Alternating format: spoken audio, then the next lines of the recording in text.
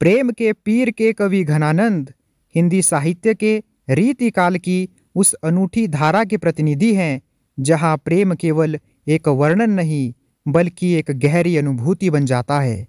उनकी कविताएं दिल से निकली आहों का वो संगीत है जो आज भी हर प्रेमी के हृदय को छू जाता है। तो नमस्कार दोस्तों, आज मैं आपको पढ़ाऊंगा घनानंद जी का जीवन परिचय। सबसे पहले हम जान लेते हैं घनानंद जी के जन्म और प्रारंभिक जीवन के बारे में।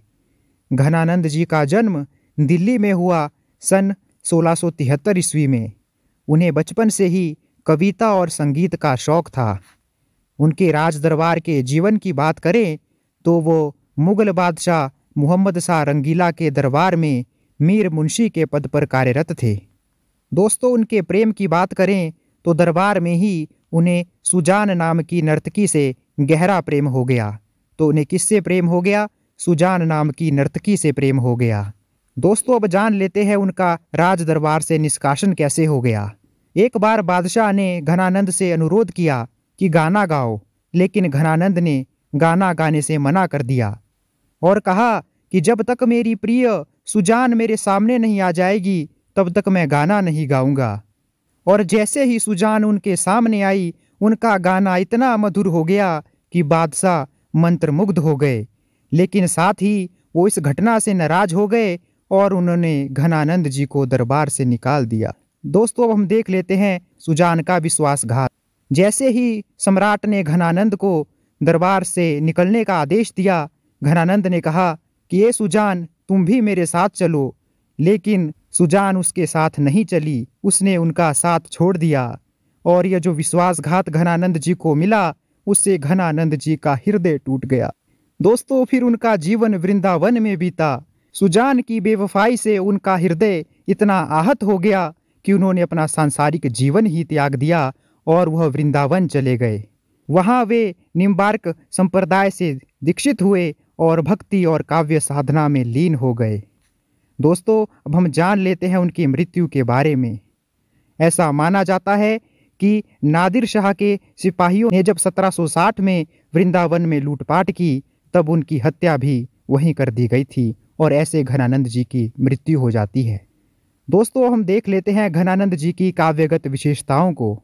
उनकी काव्यधारा की बात करें तो घनानंद रीति मुक्त काव्यधारा के कवि थे और घनानंद जी ने जो प्रेम है उसको किसी भी नियम या परिपाटी में नहीं बांधा। उनके मुख्य रस की बात करें तो उनके काव्य का मुख्य रस था वियोग श्रृंगार रस। और दोस्तों, जैसा कि आप जानते हैं कि उनके निजी जीवन में भी कितने दुख थे, तो वे उस वियोग की पीड़ा को और जो विरह की तड़फ है उसे अत्यंत मार्मिक चित्रण प्रस्तुत कर पाते थे। अपने काव्यों में घनानंद जी ने सुजान के प्रति जो उनका अटूट और एकनिष्ठ प्रेम को दर्शाया है। उनका जो प्रेम है उसका मार्ग बहुत सीधा और निष्कपट है और इसको हम उनकी प्रसिद्ध पंक्ति से समझ सकते हैं, जहां उन्होंने कहा था, अति सुधो स्नेह को मार्ग है जहां नेकू स्यानप बांक नहीं। उनकी भाषा की बात करें तो उनकी भाषा है ब्रज भाषा, जिसमें वे लाक्षणीयता और प्रतीकात्मकता का सुंदर प्रयोग करते हैं।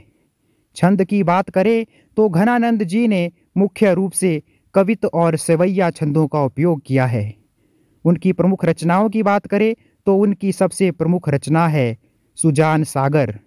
इसके अलावा उनकी अन्य रचनाओं की बात करें तो उसमें विरह लीला और कृपाकंद निबंध भी शामिल है। अंत में यह कहना उचित होगा कि घनानंद जी ने केवल कविता नहीं रची, बल्कि अपनी पीड़ा को शब्दों का रूप देकर उसे एक सार्वभौमिक भावना बना दिया। उनका काव्य प्रेमियों के लिए एक दर्पण है, जहां वे अपनी विरह की छाया को देख सकते हैं और यह जान सकते हैं कि प्रेम की सच्ची अभिव्यक्ति कभी कभी सबसे अधिक दर्द में ही छुपी रहती है। धन्यवाद दोस्तों, यह मैंने आपको करा दिया घनानंद जी का जीवन परिचय, जिसमें हमने देखा कि उनका जीवन कितना कष्टमय रहा, कितना प्रेम के लिए उनको वियोग सहना पड़ा। दोस्तों, उम्मीद करता हूँ कि आज जो मैंने आपको जीवन परिचय पढ़ाया वो आपको अच्छे से समझ आया होगा और आप इसे हमेशा याद रखेंगे। और दोस्तों, अगर आपको हमारी आज की वीडियो अच्छी लगी हो तो आप इसे लाइक कर दीजिए, अपने दोस्तों के साथ शेयर कर दीजिए और हमारे चैनल को ऐसी ही और वीडियो देखने के लिए सब्सक्राइब कर दीजिए।